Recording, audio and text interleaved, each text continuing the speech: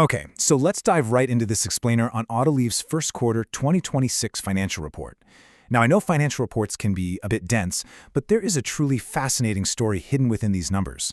If you follow the automotive sector at all, you know it's been a pretty turbulent year globally. But as you'll see, this report shows a company pulling some really clever levers to stay ahead of the curve. Before we even look at a single spreadsheet, take a look at this. This aerial roundabout perfectly captures what Autoliv actually does.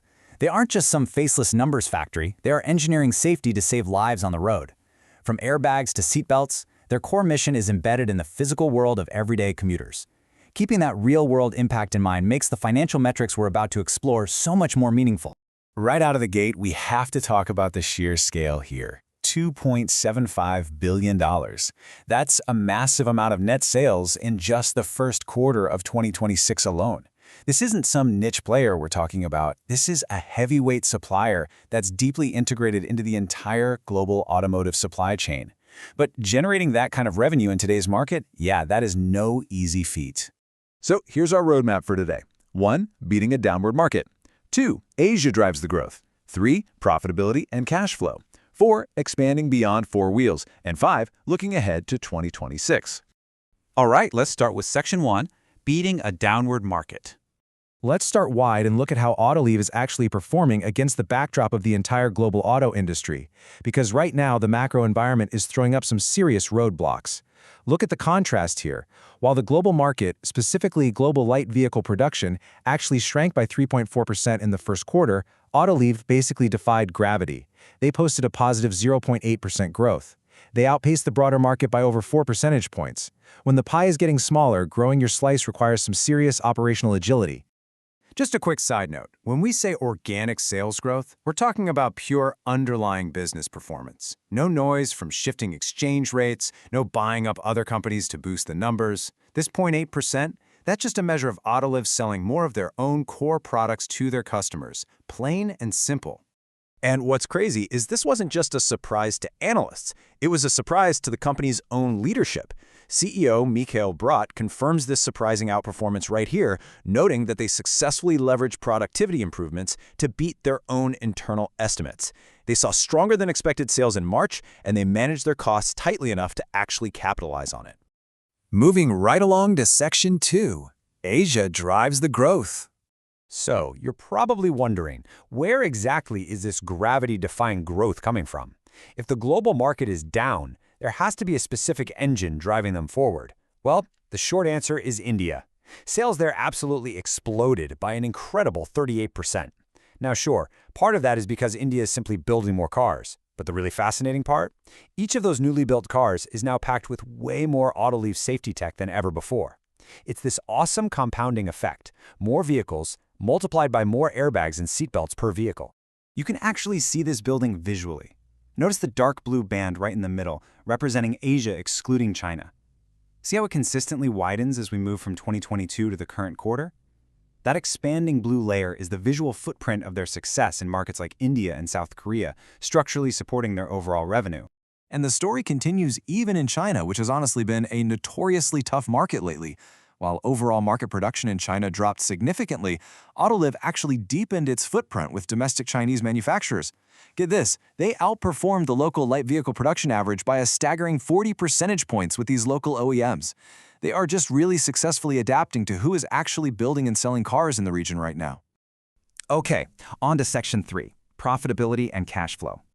Let's pivot from the top-line revenue and dig into the nitty-gritty of their cash management, because, let's be real, making sales is great, but keeping the cash is what really matters.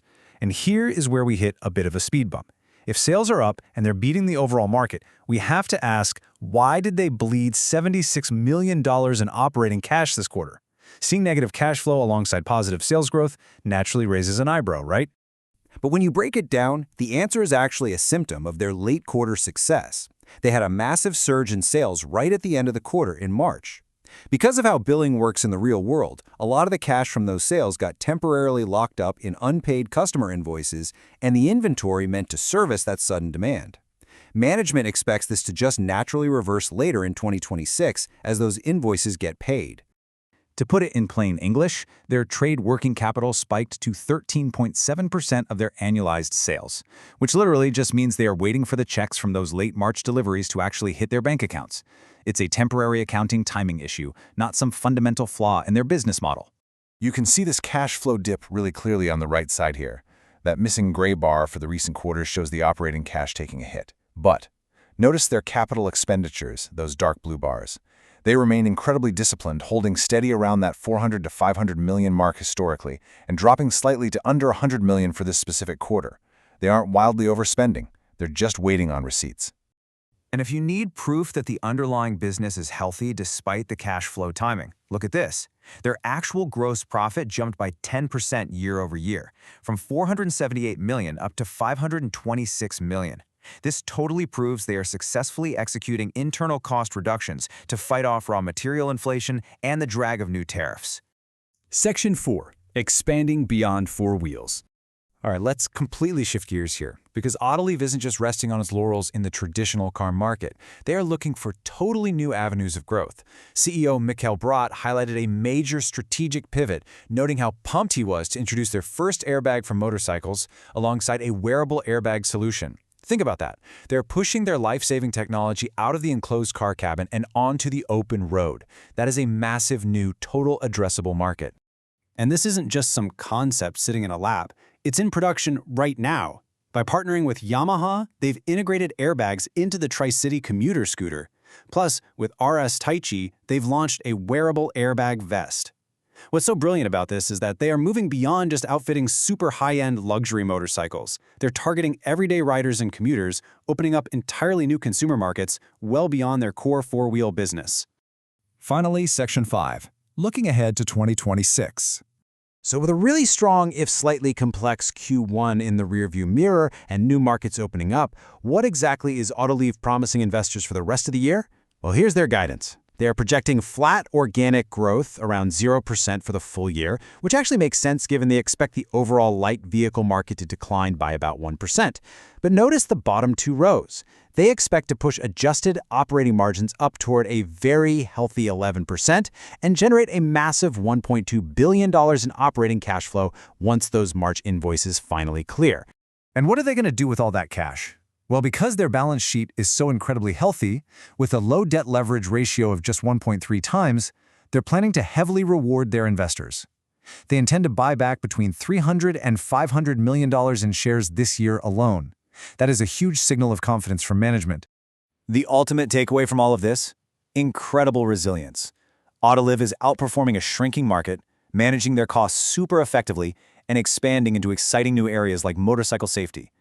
But it does leave us with a lingering question. As global tariffs shift and supply chains remain so unpredictable, can Autoliv continue to outmaneuver the macroeconomic environment for the rest of the decade? What do you think? It's going to be absolutely fascinating to watch. Thanks for joining me on this explainer, and definitely keep your eyes on those quarterly numbers.